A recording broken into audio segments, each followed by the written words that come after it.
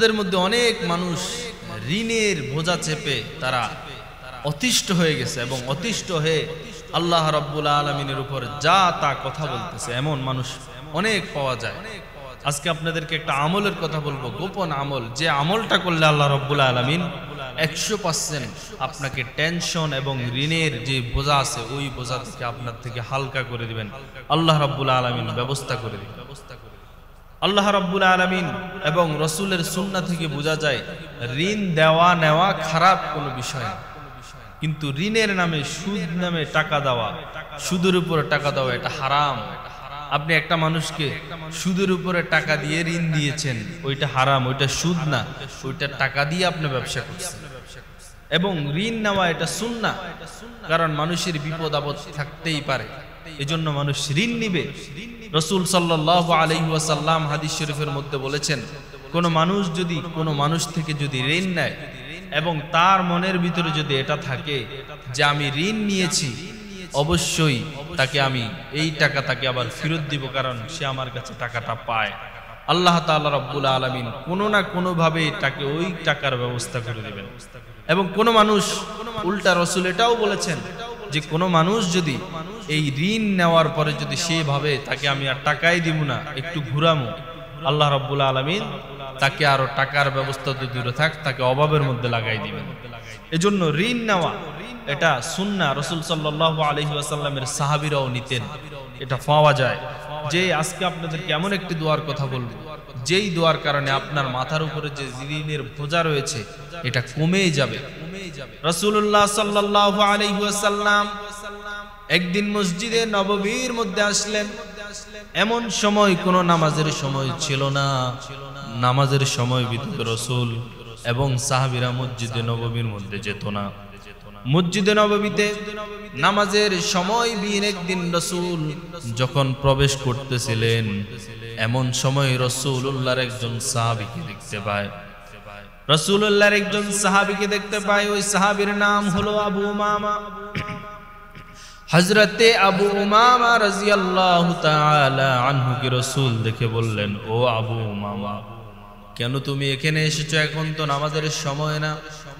আবু উমামা রাসূল সাল্লাল্লাহু আলাইহি ওয়াসাল্লামকে বললেন, ইয়া রাসূলুল্লাহ, আপনি তো বলেছেন যে কখনো যদি কারো বিপদ হয় যাতে মসজিদে চলে এসে 2 রাকাত নামাজ পড়ে এবং আল্লাহর কাছে সাহায্য চায়।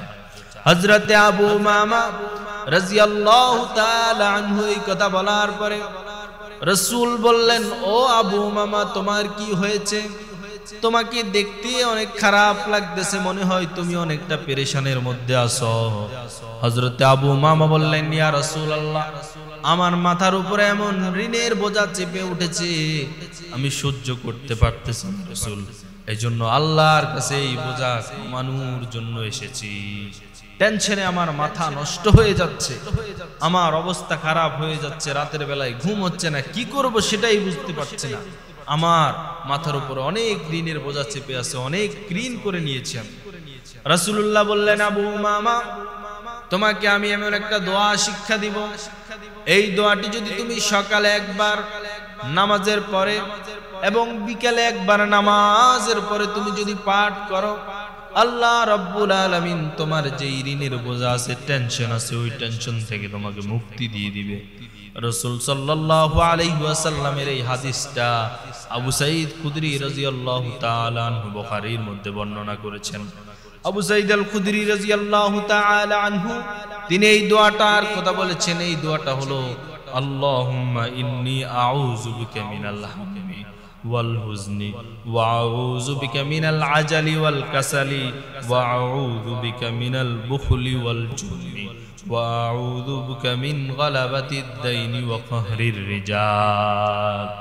এই দোয়াটা আবার খেয়াল করে শুনেন, আল্লাহুম্মা ইন্নী আউযু বিকা মিনাল হাম্মি ওয়াল হুজনি ওয়া আউযু বিকা মিনাল আজালি ওয়াল কাসালি ওয়া আউযু বিকা মিনাল বুখলি ওয়াল জুবনি ওয়া আউযু বিকা মিন গালাবাতিদ দাইনি ওয়া কাহরির রিজাল।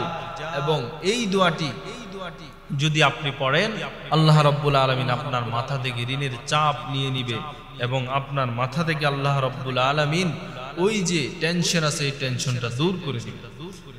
পরবর্তী সময়ে আবু উমামা 2 দিন পরে রাসূলের দরবারে এসে বলল, ইয়া রাসূলুল্লাহ, আপনি আমাকে যেই দোয়া শিক্ষা দিয়েছেন আমি মাত্র 2টা দিন সকাল সন্ধ্যায় যখন আমল করলাম, আমল করার কারণে আল্লাহ রাব্বুল আলামিন আমার মাথা থেকে ঋণ দেওয়ার ব্যবস্থা করে দিয়েছেন এবং টেনশন গুলো দূর করে দিয়েছেন। এই ঋণ থেকে মুক্তির আরেকটা দোয়া রয়েছে, যেই দোয়াটা হলো আল্লাহুম্মা কফিনি বিহালালিকা আন হারামিক ওয়াগনিনি বিফাদলিকা আম্মান সিওয়াক। এই দোয়াটার অত্যন্ত ফজিলত রয়েছে। আলহামদুলিল্লাহ, আমি অনেক সময় ঋণগ্রস্ত হয়েছি, এই দোয়াটা মনে মনে সারাদিন আমল করেছি। আমল করার পরে দেখলাম যে আল্লাহ রাব্বুল আলামিন কোনো না কোনো ভাবে আমাকে ঋণ দেওয়ার ব্যবস্থা করে দিয়েছেন। এজন্য এই দোয়াটা আবার শুনি, আল্লাহুম্মা কফিনি বিহালালিকা আন হারামিক ওয়াগনিনি বিফাদলিকা আম্মান সিওয়াক। যারা ঋণগ্রস্ত আছেন তারা আল্লাহর কাছে দোয়া করতে পারেন যে আল্লাহুম্মা কফিনি বিহালালিকা আন হারামিক ওয়াগনিনি বিফাদলিকা আম্মান সিওয়াক।